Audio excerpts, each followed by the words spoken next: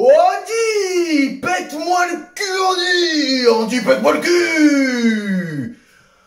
Oh putain les gars, c'était moche, c'était très moche, mais on l'a fait, c'est le plus important. Mais j'ai failli vous insulter, parce que sur le match, jusqu'au penalty, vous avez été des assassins. Des assassins. On a failli encore se manger l'énième transition, l'année de transition. Hein. Je pense que l'OGC Nice, sur 9 saisons jouées, on en fait 11 de transition. 11 de transition. Vous m'avez dégoûté sur la première mi-temps. J'avais mal à mon OGC Nice. Vraiment, j'avais mal à mon OGC Nice parce que le seul truc qui allait pas, en fait, jusqu'au penalty, hein, le seul truc qu'il n'y avait pas dans ce match, c'était vos couilles. C'était vos couilles. Pour cette dernière journée de championnat, vous avez laissé vos couilles au vestiaire. Vous les avez même laissées à l'Alliance Riviera. Je dirais même plus, vous les avez laissées dans la chatte à vos copines. Hein, pour pas dire autre chose. Mais franchement, j'ai eu les nerfs. J'ai eu les nerfs et je voulais arrêter à la première mi-temps.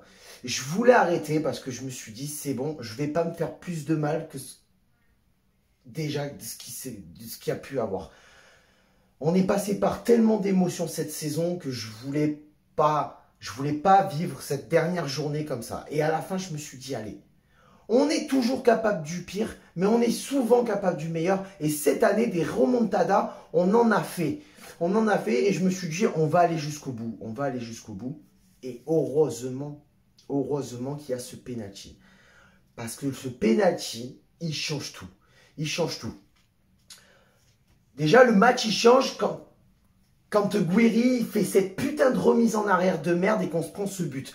On n'est pas rentré dans le match. On n'est pas rentré dans le match. Moi, c'est ça qui m'a énervé, c'est que tu joues quand même, tu joues contre le Real de Reims, hein, avec tout le respect que j'ai pour Reims. J'ai beaucoup de respect pour tous les clubs et pour tous les supporters de chaque club respectif. Mais ce soir, à un moment donné, j'avais l'impression que c'était Reims en fait qui allait jouer ce dernier match pour aller disputer l'Europe. Et pas Nice. Oh, Reims ne jouait rien. Reims ne jouait rien à part finir avec un peu plus de points. Mais il jouait le milieu de tableau, la deuxième partie de tableau. À quel moment ils avaient plus envie que nous de gagner ce match, à part offrir une dernière victoire à leur public? Nous, on avait tout à jouer. Et surtout, si tu regardais derrière, on a failli se faire de l'auto-sabotage quand même. Parce que au final, avec la défaite de Strasbourg, juste le match nul nous aurait suffi. On a failli s'auto-saboter, les gars. On a failli s'auto-saboter. C'est un truc de malade. Et Rennes qui revient à la dernière minute, ce qui fait qu'il nous enlève la 4e place, parce qu'à un moment donné, on a été 4e. Quand Lille a marqué le 2e but et qu'il menait, on a été 4e. On était qualifié d'office en Europa League. Là, on va jouer la Conference League. Alors oui, c'est pas la plus convoitée, c'est pas la meilleure des Coupes d'Europe. Pour certains, c'est la Coupe d'Europe poubelle, mais ça reste une Coupe d'Europe. Mais les gars, on n'y est pas encore. Hein, parce que si je dois te rappeler qu'on doit passer par un certain barrage, hein, pour pouvoir se qualifier dans cette compétition. Mais, Andy Delors. Alors c'est simple, ce joueur, c'est pas un CDI qu'il faut lui faire, c'est un CAV. C'est un contrat à vie. Il faut lui faire un contrat à vie à ce mec. Il te sauve l'équipe, il te sauve l'Europe, il te sauve le match. Voilà. En 7 minutes, il a mis un triplé. C'est l'un des seuls joueurs, avec ce soir Kefren Turam et Jean-Claire Todibo, c'est un des seuls joueurs qui s'est battu jusqu'au bout. S'est battu jusqu'au bout. Si tu dois faire un top 3 ce soir du match, Todibo, Thuram, Delors, homme du match. Clairement, il n'y a pas à tortiller du cul pour marcher droit. Mais ce qui me gonfle aussi dans tout ça, c'est combien de points bêtes on a perdu Parce qu'on a joué que une mi-temps.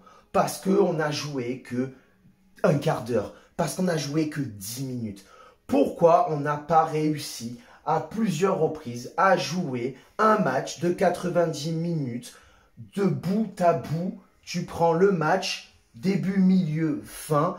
On n'a pas lâché, on est rentré dans le match, on est resté dans le match et on a fini le match. On perd beaucoup de points comme ça et on aurait pu largement être troisième.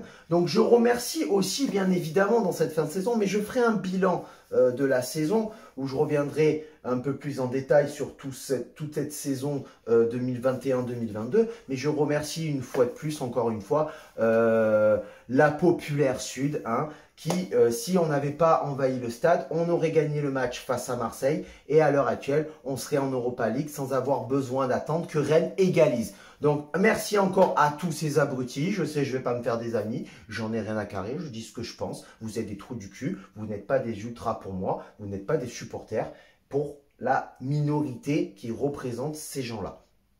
Parce que tu prends les 3 points qu'on perd face à Marseille, sans compter le point qu'on nous a enlevé, hein, on est en Europa League de suite. Il n'y a pas de conférence, il n'y a pas de barrage, il n'y a que dalle.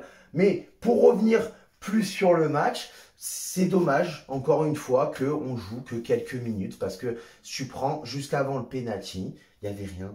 On n'arrivait pas à appuyer nos passes. Alors Gouiri, il s'est complètement perdu. Il n'arrivait pas à aligner une passe. Il n'arrivait pas à aligner un dribble. Il n'arrivait pas à faire une frappe. Il a été complètement transparent, hein. Je pense que le syndrome Casper Dolberg lui a été transmis à ce moment-là. Je ne sais pas. Mais parce que le truc qu'il y a, c'est que sur ce match, à un moment donné, je me disais, putain, mais vous nous pissez à l'arrêt depuis 5 mois. Depuis la qualification face au PSG, et la première mi-temps jusqu'au pénalty en a été l'image, vous nous pissez dessus depuis 5 mois. Depuis 5 mois. À un moment donné, je me disais, mais ils en ont clairement rien à battre. Ils s'en battent les couilles de ce match. Ils n'ont pas d'enjeu, il n'y a aucune ambition, il n'y a rien, on ne joue rien. Le match, tu le joues, t'as rien à... Comme l'année dernière. L'année dernière, le dernier match, tu le joues, t'as rien à jouer. De là, tu prends, t'es 9e. Si tu gagnes, ben, t'es 9e. Si tu perds, ben, t'es 10e. De toute façon, ça ne changera pas grand-chose à ta vie sur la saison. Hein. C'était une saison dégueulasse. Que tu t'en battes les couilles. Et encore, t'es professionnel, c'est ton métier. Vous prenez des milliers, les gars, par mois pour jouer, pour faire ce métier qui est un jeu. Tu dois, même si tu n'as rien à jouer, être professionnel et faire ton job. Parce qu'à un moment donné, dans ce match, quand tu vois, mais encore, la qualité de centre dégueulasse, mais dégueulasse, la qualité de centre dégueulasse, tu avais l'impression que ben, il faut que je centre, donc je centre. Mais tu n'as aucune envie, enfin, il n'y avait aucune envie dans ces centres. Tu étais là, tu voyais qu'il fallait que tu centres, donc tu centrais.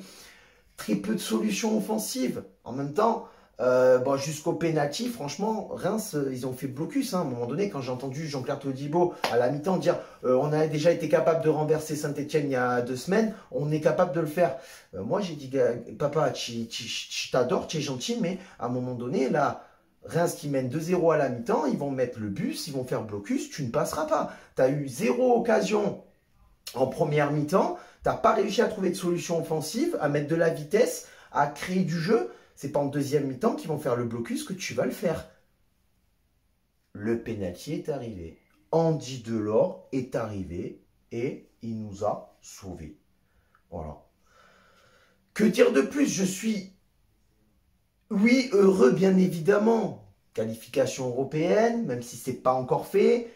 On finit sur une bonne note, on finit 5e, ce qui est assez honorable, même si quand tu vois que on a été 2e quand même pendant longtemps, et que je pense qu'on s'est effondré quand on a perdu le podium, on s'est complètement effondré, et c'est là où tu vois aussi ce manque, comment dire, ce manque d'appréciation de la part de Julien Fournier avec sa politique de merde de faire venir que des jeunes, parce que tu vois que là, il nous manque de l'expérience et que ben, quand il y a trop de pression, ben, l'équipe, elle ne tient pas et l'équipe ne suit pas.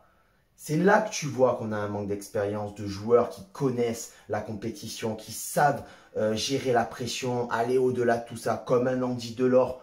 Hein, parce que en vrai, les seuls joueurs d'expérience, vraiment, vraiment d'expérience, qui ont connu l'Europe, dans l'équipe, c'est Morgan Schneiderlin et Dante. Parce qu'ils ont connu ça. Après, tu as Andy Delors, ça fait longtemps qu'il joue en Ligue 1, qui connaît la compétition. Il a cette rage en lui qui peut transmettre. Et d'ailleurs, certains devraient prendre exemple sur lui. Hein. Après, oui, tu as des joueurs comme Mario Lemina, qui a un peu d'expérience. Walter Benitez, parce que ça fait longtemps qu'il est aussi en Ligue 1, et ça fait longtemps qu'il est dans l'équipe. Il a connu que l'OGC Nice en Ligue 1. Mais c'est des petites expériences, c'est pas des grosses expériences qui font que ces joueurs-là vont transcender l'équipe et vont leur permettre d'aller chercher plus haut que ce qu'on veut aller chercher. Voilà. Voilà les gars, je n'ai pas grand-chose à dire sur le match. Il a été dégueulasse, hein. On n'a rien fait, on n'a rien branlé. Je peux pas... Voilà. Donc, fin de saison, 5e qualification pour la Conference League. On se retrouvera bien évidemment là tout au long des mois qui vont s'écouler pour le bilan. Pour les joueurs, je vais donner les joueurs que j'aimerais voir partir, rester, être prêtés. Et bien sûr, on va se lancer parce que ben non, c'est pas les vacances pour moi quand la saison se termine, puisqu'on va rentrer dans la folle période du mercato. Et c'est là où ben, j'ai le plus de taf. Hein. C'est aller chercher les infos un peu à droite à gauche, sélectionner les meilleurs, les plus fiables pour vous donner les informations. Sur ce, amis glissants, on se retrouve très prochainement pour une nouvelle vidéo. Sur ce, ciao, viva la Bayetta et Issa Nissa.